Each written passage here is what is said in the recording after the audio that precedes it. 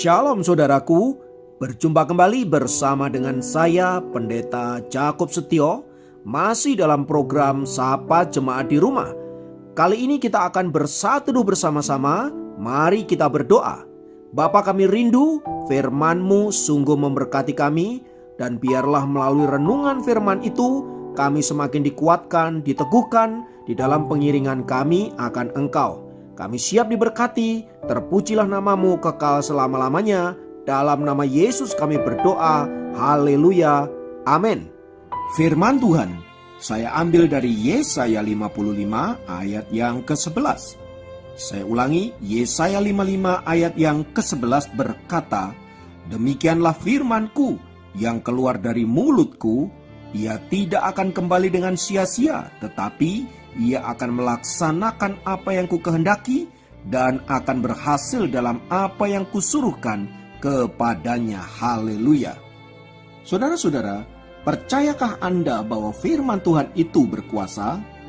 Ya, saya yakin setiap orang percaya meyakini bahwa firman Tuhan itu berkuasa. Tahukah Anda apa maksud dari kalimat itu? Saudaraku, sejak perjanjian lama, firman Tuhan tidak pernah dibatalkan. Bahkan Yesus sendiri berkata bahwa kedatangannya bukan untuk meniadakan hukum Taurat, melainkan menggenapinya. Matius pasal ke-5 ayat yang ke-17. Hal ini mau mempertegas bahwa satu iota pun firman-Nya tidak ada yang dibatalkan, melainkan pasti digenapi. Matius 5 ayat yang ke-18. Dengan kata lain saudaraku, firman Allah itu bernilai tetap dan kuasanya untuk melaksanakan kehendak Allah pasti akan terjadi. Haleluya. Lalu apa kehendak Allah yang pasti akan dilaksanakan oleh firman-Nya tersebut? Pertama, firman Allah adalah suatu kuasa yang kreatif. Menurut kitab Kejadian, Allah menciptakan segala sesuatu cukup menggunakan firman-Nya saja. Kun fayakun, jadilah maka jadi. Kejadian pasal yang pertama ayat ketiga sampai ayat yang ke-6 dan seterusnya. Saudara-saudara yang dikasihi Tuhan, itu berarti Allah cukup menggunakan firman-Nya untuk mengadakan yang tidak ada menjadi ada. Allah bisa mengadakan gunung-gunung, Allah bisa mengadakan lautan, Allah bisa mengadakan langit dan segala isinya, cukup menggunakan firman-Nya. Artinya apabila Dia berfirman, maka sesuatu pasti akan terjadi. Haleluya. Maka ketika Allah berfirman, engkau diberkati, maka engkau akan diberkati. Ketika Allah berfirman, engkau naik tinggi, maka engkau akan naik setinggi-tingginya. Demikian juga ketika Ia berfirman, engkau harus turun, maka engkau pasti akan turun. Ketika Allah berfirman, pintu-pintu tertutup, maka tidak ada sesuatu yang bisa membukakan. Tetapi ketika Ia berfirman, pintu-pintu yang berabad-abad terbuka, juga tidak ada sesuatu pun yang bisa menutupnya. Artinya saudara-saudara, Allah cukup menggunakan firman-Nya untuk menyatakan kuasanya. Allah cukup menggunakan firman-Nya untuk memberkati saudara dan saya. Demikian juga Allah cukup menggunakan firman-Nya untuk menghukum saudara dan saya. Karena firman Allah berkuasa, maka kita harus tunduk dan takluk atas perintah-perintahnya. Hal ini dipertegas di dalam Injil Yohanes yang menyebutkan bahwa segala sesuatu diciptakan oleh firman, dan firman itu kemudian menjadi daging di dalam diri Yesus Kristus. Yohanes 1 ayat 1 sampai ayat yang ketiga. Jadi saudaraku yang dikasihi Tuhan, ketika Allah menciptakan segala sesuatu, Dia menciptakan dengan firman, dan firman itu adalah Yesus. Artinya Yesuslah yang terlibat di dalam peristiwa penciptaan. Maka saya meyakini Yesuslah yang terlibat di dalam segala sesuatu yang terjadi atas hidup kita hari-hari ini dan seterusnya. Maka saudara-saudara, kalau kita rindu mengalami hidup dipulihkan oleh Tuhan, mengalami hidup dilepaskan oleh Tuhan, mengalami hidup diberkati oleh Tuhan, tidak ada kunci yang lain.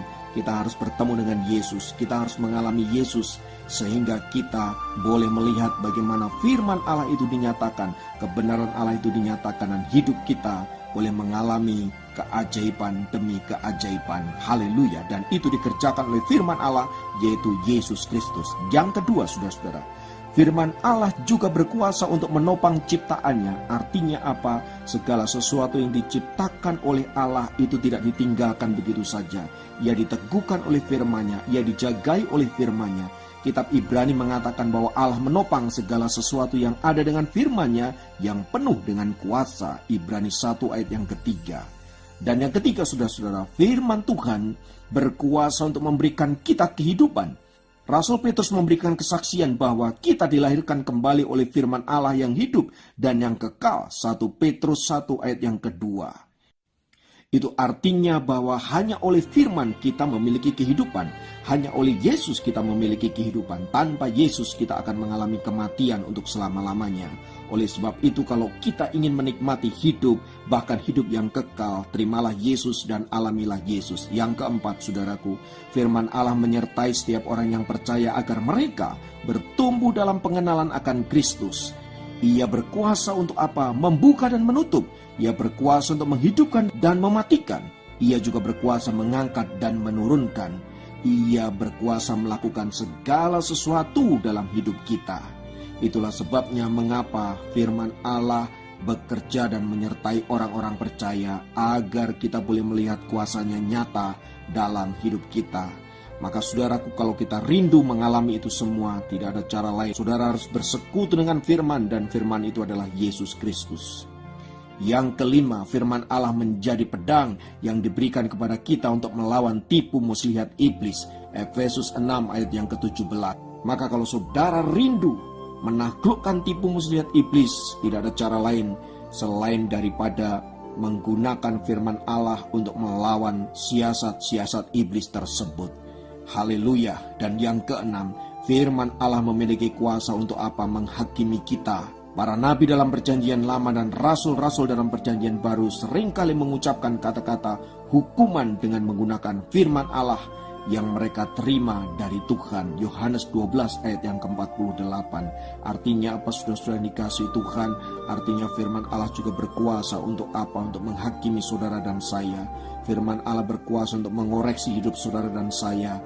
Dan firman Allah juga berkuasa untuk apa? Untuk membawa saudara ke dalam kebenaran, agar hidup saudara ada di dalam on the track-nya Tuhan. Maka terimalah firman Allah, terimalah Yesus, maka hidupmu senantiasa ada dalam tuntunannya. Saudaraku, melalui kebenaran firman Tuhan ini saya ingin mengajak kita semua, saudara-saudara, bahwa hanya oleh firman Allah, oleh kuasa firman Allah, kita boleh mengalami Tuhan dan kita boleh mengalami lawatannya. Maka hari ini bukalah hatimu dan terimalah Dia. Alamilah Dia dalam hidupmu. Dan biarkan engkau melihat dengan mata kepalamu sendiri. Engkau mengalami sendiri bagaimana Tuhan itu hidup, Tuhan itu nyata dalam hidupmu. Haleluya. Kiranya firman Tuhan ini memberkati saudara. Mari kita berdoa. Tuhan, hamba berdoa menyerahkan setiap kami yang mendengarkan acara ini. Tuhan berkati. Mungkin mereka ada dalam keraguan, mungkin mereka ada dalam kondisi yang sulit, situasi yang berat, namun kami percaya Engkau Allah berkuasa untuk menyatakan firman-Mu, dan firman-Mu itulah yang akan mengerjakan sesuatu yang baik bagi setiap kami. Kami mau percaya akan firman-Mu, kami mau beriman akan firman-Mu. Terima kasih Bapa di surga, terpujilah nama-Mu kekal selama-lamanya. Di dalam nama Yesus kami berdoa, haleluya, amin. Demikian program Sapa Jemaat kali ini. Sampai jumpa dalam program Sapa Jemaat yang lain. Tuhan Yesus memberkati.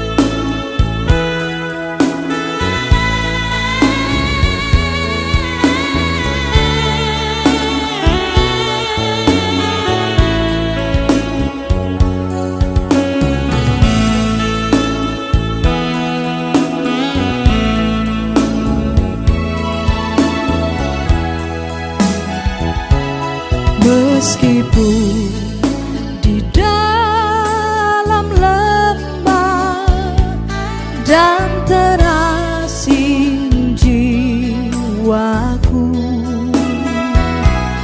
umurku semakin bertambah, singkatlah jalanku, namun kasih yang kudus menaungi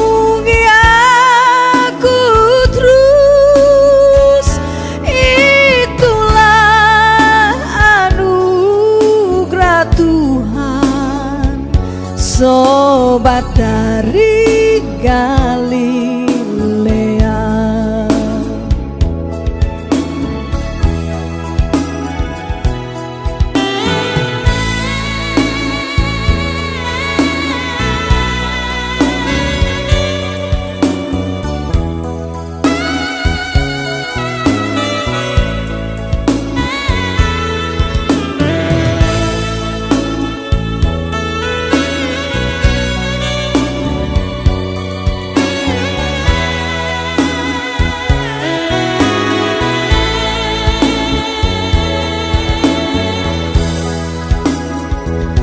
Sangka kelak bertalu terdengar di dunia,